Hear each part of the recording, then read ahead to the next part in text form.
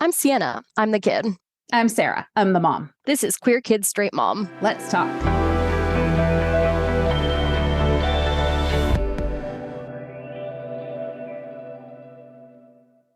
Welcome back to Queer Kid Straight Mom. We missed a week. Things got a little bit overwhelming. And honestly, with this topic, we needed a little more time to research and see where things were going. And I mean, who knows where things are going, but we're going to do our best to cover this. We're talking about the recent flurry of executive orders from Trump, specifically the ones affecting the LGBTQ plus community. There are some great resources online. I am going to put a lot of information on the website, and that will include informational resources for what's going on and what it means, what your rights are, and helplines and emotional support resources that probably all of us need right around now. Hopefully, all of this is up to date. No promises on whether or not it will be up to date, a week from now or 2 weeks from now or a month from now. But we've done our best to put together information that is up to date as of the current moment, as when this is published, which is going to be 2 days from now. And it's a weekend, so surely they can't do anything too wild, right? Hopefully. An important thing to remember as well as we talk about all of this is that executive orders are not laws. They don't change existing laws or court decisions. They just provide rules for federal organizations to follow, to figure out how to accommodate them, but they can't change what's in the Constitution. They're not laws. I would guess that almost all of these have already been challenged in court, and those that have not, I would guess, will be challenged very soon because they're nonsense and they are clearly unconstitutional. Right. So as we talk about each of these, keep that as a perspective. First day one of his, I hate to call it a presidency, but I guess technically that's what it is. On day one, Trump signed an executive order recognizing two sexes, clearly to get immediate, pats on the back from his anti-trans culture war supporters. Order states that the U.S. recognizes two sexes, male and female, and, quote, these sexes are not changeable and are grounded in fundamental and incontrovertible reality. The order directs federal agencies to enforce laws governing sex-based rights, protections, opportunities, and accommodations, including designating sex on passports and other federal documents or determining where trans people are held in federal custody. So right away, the U.S. government said that they will no longer be issuing passports with X gender markers, and you can't get your X gender marker passport renewed. Well, and that they're not going to allow changes from assigned sex anymore. Right. So if you renew it, it has to revert back to your sex assigned at birth. But they've also put a hold on passport applications that are requesting gender changes. So it's a little confusing and feels vaguely threatening, I think, if you know that you can't get your passport renewed as it is, but that in order to get it renewed as they're requiring it to be, you would have to apply for a gender change, which they have put a hold on. And also that the ACLU has stated that also if you go in and try to renew your passport, there's a chance that they'll just confiscate your passport and not give you a new one. Right, because when you apply to renew your passport, they take the old one, right? And then they send it back to you when they send you the new one. You have no idea if or when you're going to get a new passport, correct? Yeah, and it's again, because it's such an evolving situation. And, it's 1% of the population, so it's a pretty small data pool. There's just not a lot of information about what is actually happening right now, but there have been some stories about people getting their documents returned to them that have been damaged, of people being told, oh, also you're not going to be able to leave the country using this document. There's not a lot of verification out there, again, because it's such isolated incidents, but I think there's a lot of confusion and fear. Not a comfortable situation to be put in. It is not hard for your brain to go to a lot of worst case scenarios when you see this kind of thing happening. Yeah, well, I mean, that was when I was in Australia, I had a friend there, a trans friend, who was like, I don't know, man. I think you should maybe have a plan for leaving the country because I don't think it's that, like, I don't think it's going to be safe for you as a trans person to stay there. And I was like, well, I mean, it'll be fine. Like, I'm pretty privileged. Like, I have a lot of resources. Like, we're all good. And that being like one of the first things to happen, being like, oh, am I allowed to leave the country? Was like really perspective shifting in terms of how worried I was about like my personal well-being. Yeah, absolutely. I mean, as your mother, me too. So that, clearly is something that's problematic about this. All the confusion with passports and the fear and the uncertainty. Aside from all of that, this also means that according to these rules, any transgender person that has to get their passport reverted back to their sex assigned at birth means that anytime they have to present multiple documents, they're outed in that situation, which, is a really horrible situation to put a trans person in. Well, yeah. And I mean, not to mention the fact that I'm just, I'm dreading the day where I have to present both my driver's license and my passport for some kind of identity verification thing because, the gender markers don't match because Montana doesn't have an X option for gender, which has the potential to cause problems. I mean, it actually happened in Australia also, where like, oh, well, it says female on this thing and non-binary on this thing, and oh, that throws a monkey wrench into the whole system. And so, that's a problem, right? If your documents are not consistent. Not to mention also that it's just nonsensical from a law enforcement perspective because if someone looks like a woman, like a cisgender woman, and their gender marker says male, that just causes unnecessary confusion. Like, what's the benefit? I think a lot of these things haven't been perhaps thought through completely. Like, firing the people that oversee nuclear weapons and then being like, oh, wait, we need them. Getting rid of the people that monitor anthrax? Like, what's that all about? Who's pro-anthrax? I don't know. Yeah. And then I just saw yesterday that federal prisons are about to start transferring prisoners to facilities based on their sex assigned at birth, which, I mean, so many safety issues. Yeah, I mean, that actually from an immediate safety perspective is more disturbing to me than document stuff, right? Because at least you can just hold on to your right. If you're in my boat, you're like, okay, well, I don't need to renew my passport for another 6 years. Like, we're chill, like, whatever. Sucks, but it's not an immediate threat to safety. Whereas, yeah, putting, for instance, women in a men's prison, specifically women who are at a much greater risk of sexual and physical violence, is horrible. And I mean, I think it's also worth noting, I think the prison question is one that like maybe people tend to not think about as much because we're like, oh, well, they're in prison, so they must be kind of a bad person already. So like, whatever. First of all, there are plenty of false convictions. So there are plenty of innocent people in prison. Second, there are all sorts of drug-related offenses, as an example, that trans people might be more likely to be convicted of. And third, believe it or not, people in prison are still humans with human rights that should be respected, which is something that I think this country is very bad at acknowledging overall. But I do think that it's, that this isn't something that we should just be like, oh, well, it's bad people. So, it's something that we should be really concerned about. Yeah, I mean, in this country, the recognizing the human rights of prisoners is not something, like you said, that we do well, considering how popular private prisons are. And now this whole, like, send them off to Guantanamo Bay where nobody's watching, right? By the way, that's hilarious to me because, like, why wouldn't you just open a new suspicious torture prison somewhere? Like, why would you reopen Guantanamo when everybody already has these negative... Like, you send people to Guantanamo and people are immediately going to be like, oh, you're sending them there to torture them. Like, Right. it doesn't make any sense. That's a prison with some serious baggage. Again, not a lot of thought, I think, going into some of these decisions, or just a lack of caring. Our next executive order is attacking healthcare for transgender people. This executive order attempts to prohibit access to healthcare for trans people age 18 and under by restricting federal funding from being used for gender-affirming care.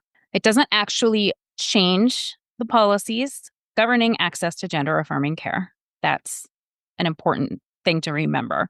It just directs federal agencies to take actions that would restrict care in the future, including ending Medicaid, TRICARE, and federal employee insurance coverage for gender affirming care for people under 19.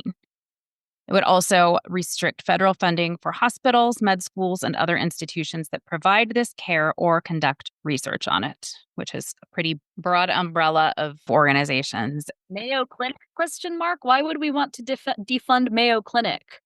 I mean, yeah. So this order doesn't roll out immediate changes. So with that in mind, providers should be cautious. We saw a couple of hospitals immediately say they were going to stop gender affirming procedures after this was signed. And now I think most of them have backed off of that. I don't know if all. I know that NYU said they would resume, right? NYU's hospital, I think, was one of them. And yeah, I think it might have been a children's hospital in Colorado, maybe. Irene has been sending me updates on. Okay. And then the biggest, I was seeing billboards for them when we were in Detroit last week. Corewell Health in Michigan had said they would stop, and now they've said they're going to resume them. So one thing that as a trans patient or a parent of a transgender child that you should do is find out what your provider is doing in response to this and encourage them not to stop providing care until they're explicitly required to do so. Because right now they are not legally required to stop. And I mean, this is a really disturbing trend across issues, actually, with this administration, where healthcare providers, hospitals, news networks, politicians, courts, prosecutors are all just kind of rolling over before there's actually any legal requirements to do so, which is a really significant problem, right? Especially when you have so many extra legal things coming down from the administration. I would say actually that in a lot of these contexts, the obligation is, even if you are given a legally binding directive from the administration, you have the obligation to act outside of that and then sue them or get sued, whatever, because you're gonna win. They're not legal directives. There is no legal standing for any of the stuff that Trump is doing. You will win court cases. And I mean, this is like a capitalism thing, right? In a lot of contexts, especially private contexts, the incentive is just they don't want to spend the money on a lawsuit. But when it comes to things like freedom of speech, when it comes to things like rule of law, when it comes to things like providing medically necessary care, you have an obligation to not just roll over as soon as there's any threat that you might have to spend some money on a lawsuit. That's what they want, right? They want everybody to not want to spend. I mean, it's like multiple of Trump's allies are actually known for this strategy, right? That you say, oh, I'm going to sue over the smallest little thing. And it creates a freezing effect because then everybody's scared of doing anything that might offend you because you're going to sue them. And the settlement that you oftentimes get out of those lawsuits ends up being smaller than the legal costs of carrying them out. So this is a deliberate strategy to destroy any and all opposition to the Trump administration. And corporations, entities with the resources to respond and not roll over have the responsibility to do so. I agree. I mean, that's how Trump ran his business scam for decades, right? He wouldn't pay people and then they would have to come after him. And some people wouldn't because it was going to cost more to go after him than what he owed them. Or, it was just a strategy for a long time, assuming they're not actually going to come after me. So it'll be interesting to see if that works. In some cases, it seems like it is. But I think our hero of the week is Maine Governor Janet Mills. She just said that Maine is going to keep following their state law on allowing trans athletes to play. And Trump said, you're going to lose funding if you don't follow our rules. And she said, see you in court. That's what we want to see more of. Yeah, well, and another example of that would be there's been a little bit of drama makes it sound like less important than it is. A spat that also makes it sound sort of trivial, but between Trump's border official, Tom Homan, and Alexandria Ocasio-Cortez, representative of New York, that I'm sure everybody is already familiar with, where Tom Homan basically said, quote, "And look, bottom line is, I can't believe any member of Congress, Republican, Democrat, Independent, would want to educate criminal illegal aliens who are in the country illegally, been convicted of a violent crime, and have been ordered removed by an immigration judge. After due process at great taxpayer expense, you've got a congressman or congresswoman that does not want ICE to do the job that Congress has mandated them to do and funds them to do. She doesn't want ICE to enforce the laws they enacted."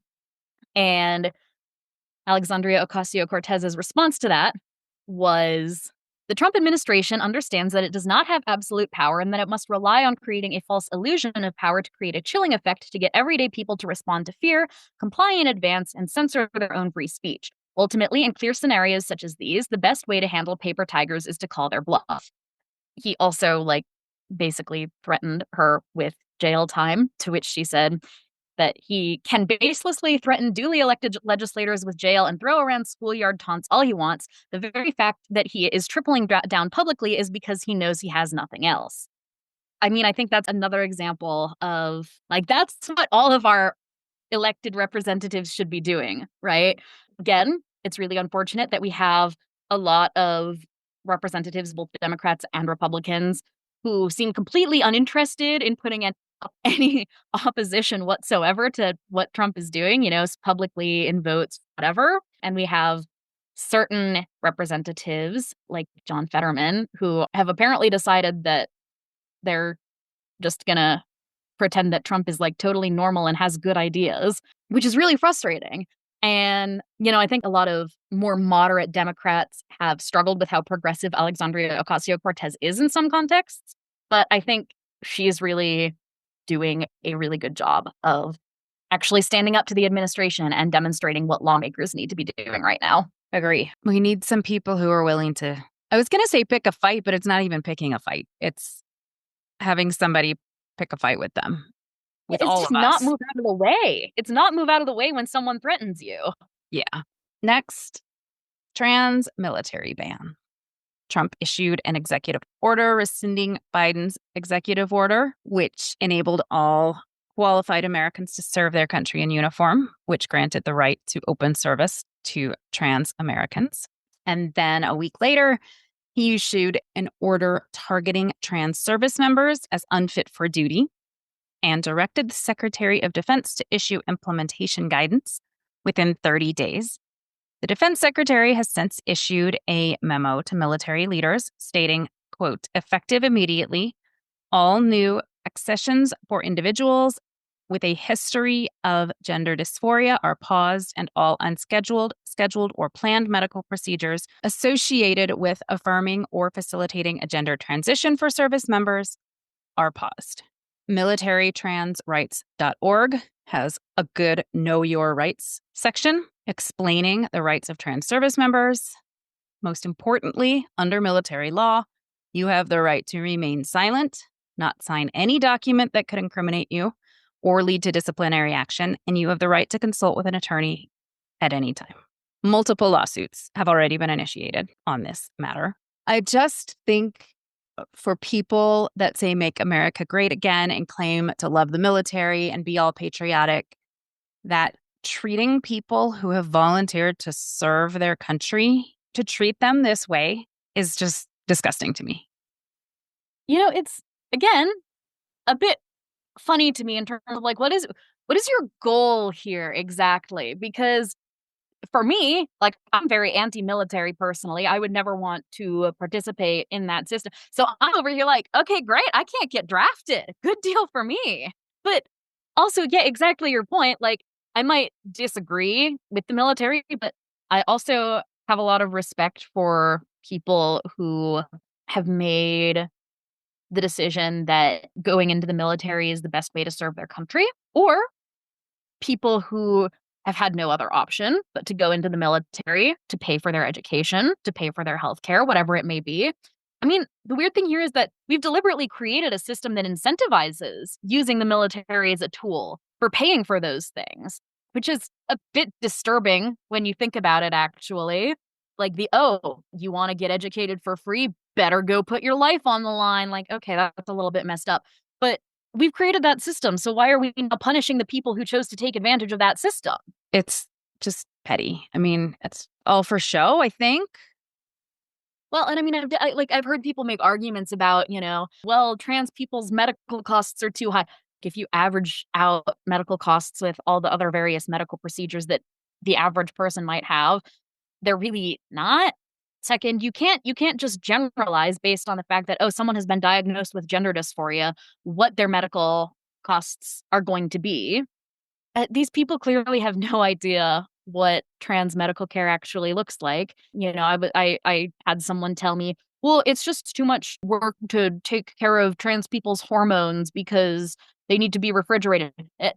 Some of them, maybe. I don't know, man. My testosterone is a gel. I don't have to do anything with it. I just carry my testosterone around in a little pump bottle and it's totally chill. Right. And a lot of people that aren't trans take hormones. Right. Also, I'm pretty sure that erectile dysfunction medication is covered by the military, right? I don't know, but it's hard to imagine that it's not. So yeah, again, the fact that we're just picking out this one specific kind of healthcare and making generalizations is just, yeah, it's a very very transparent effort at just like, you don't like trans people. Yeah. Well, and there's also that argument that's really popular with people these days that transgender people are like mentally ill. And so I think they like to use that as well. Like, well, they shouldn't, it hurts our military readiness to have people that are mentally ill, which the ways generally that it is disruptive to people's mental wellness are usually treated by allowing them to transition. And I'm willing to bet that there are a lot of people who join the military who have some pretty serious anger issues. So Dude, the military causes mental health issues. yeah, you wouldn't be sending people to a second tour, combat tour, ever, if you were worried about that, right? Because there's a Right. chance that anybody that's done it once has some form of PTSD. Yeah. And also it's like that post I've seen floating around where it's like, yeah, conservatives love to be like, oh, I'm just so concerned about how hard your life as a trans person is going to be due to the way that I'm going to treat you when you come out as trans. Like you treat trans people like garbage and you try to take away their legal rights. And then you're like, oh, but trans people are so mentally ill. I'm just so worried about them.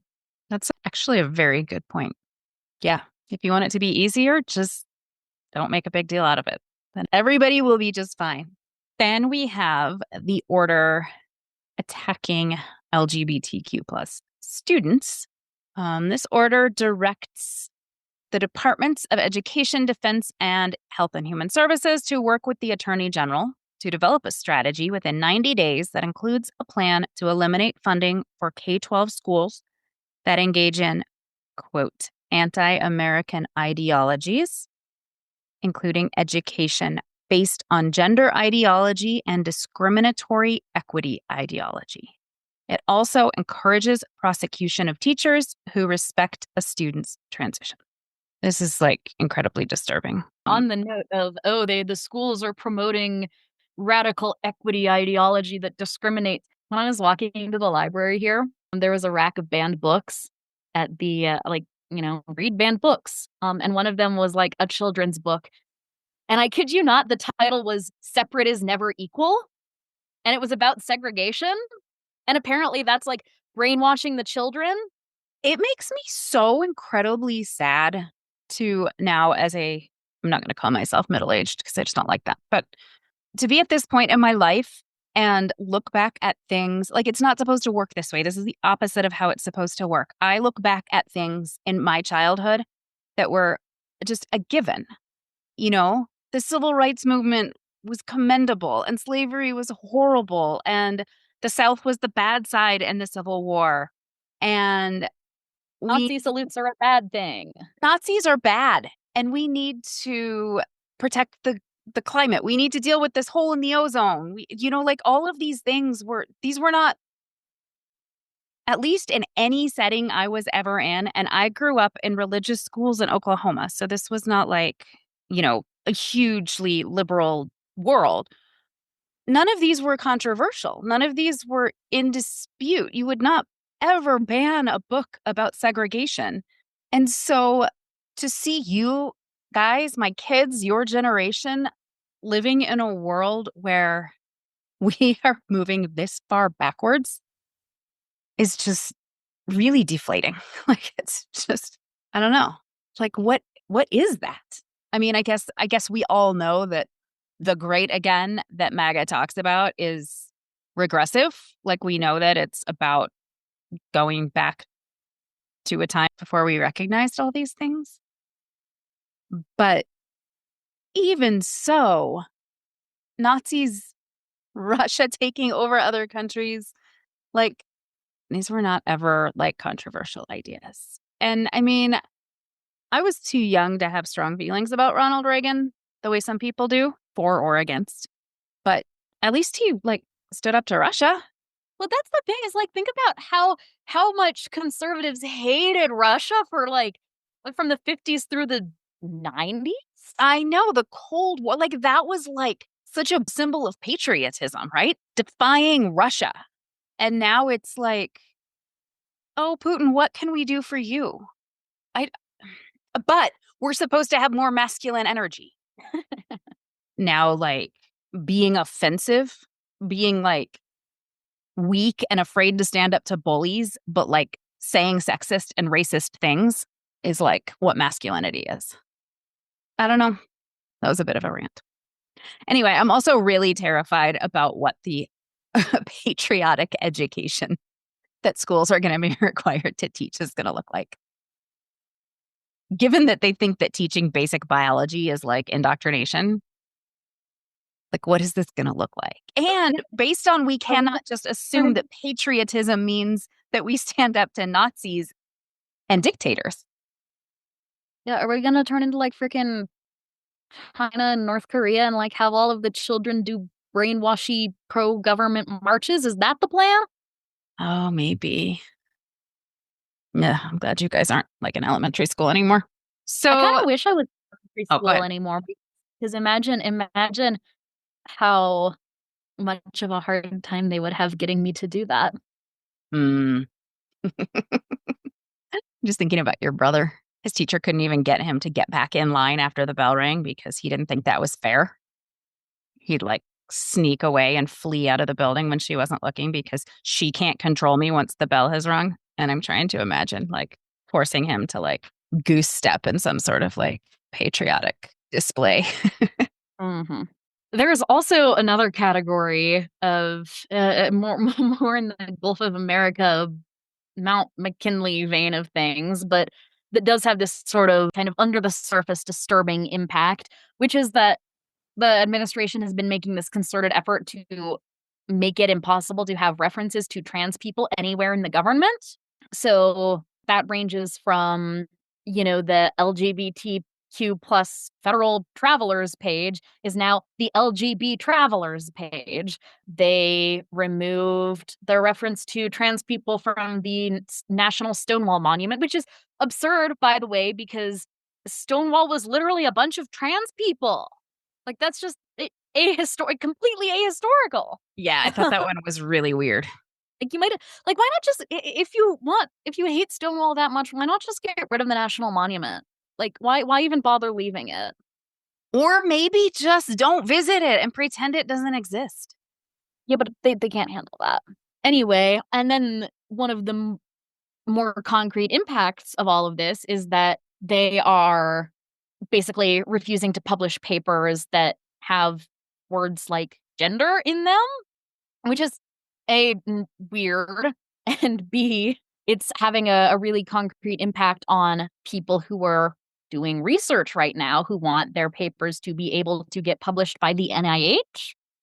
So, for instance, Irene was just sending me stuff about someone in her program who's doing a paper that is related to gender nonconforming people who instead of simply asking the question, what is your gender identity, is now making people answer 60 plus questions to score them on a scale of masculine to feminine and then use computer learning to determine what their gender probably is, which A, who's going to fill out a 60 plus question survey so that you can figure out what their gender is in addition to the rest of the survey?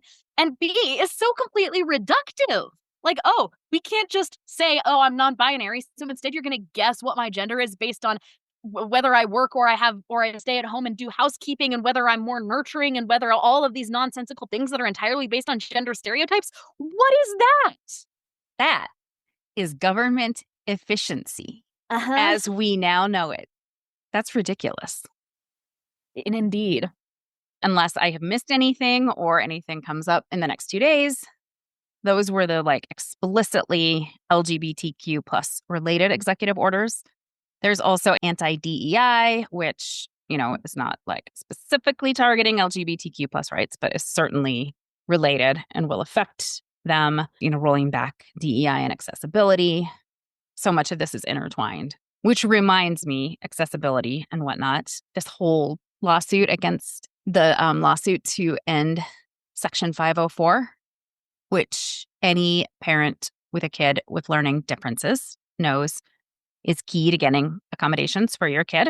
17 states, Utah and Montana included, are suing to end 504 plans because under the Biden administration, the 504 definition of disability was expanded to recognize that gender dysphoria could be considered a physical or mental impairment. So no more accommodations for kids that have dyslexia or anything like that because there's like gender dysphoria language in the plan.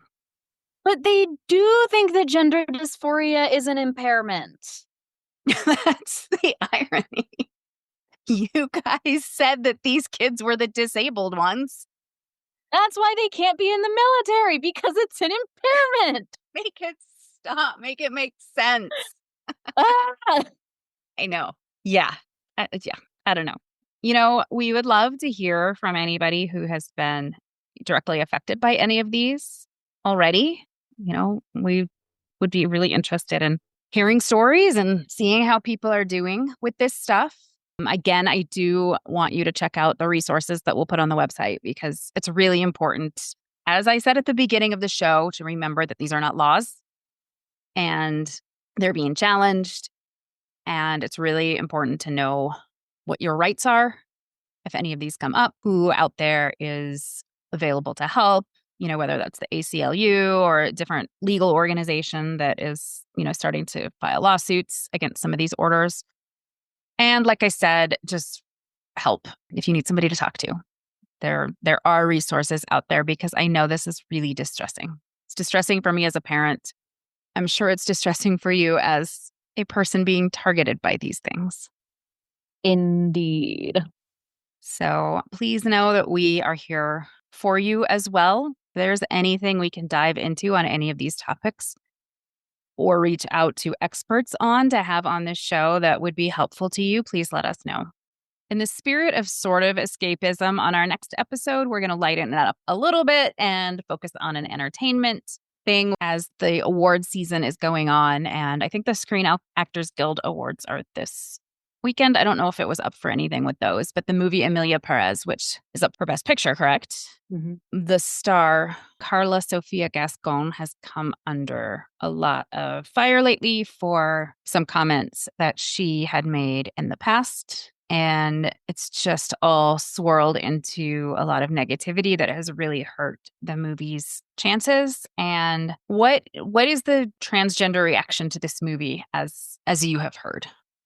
Okay, first of all, I don't know a single person in real life who has watched this movie. And second, I have not seen a single positive review of it either, even setting aside the controversy. No one I have read actually seems to think it's a good movie at all. So for whatever reason, the awards groups really latched onto it. Yeah, I've not seen anything good about it. So I guess we'll see if there's a way to watch it. I have no idea if there's a way to watch it. We would suffer through it for you if it's really bad, just because that's what we do. But we may not be able to. Also, Conclave. Isn't Conclave also queer somehow?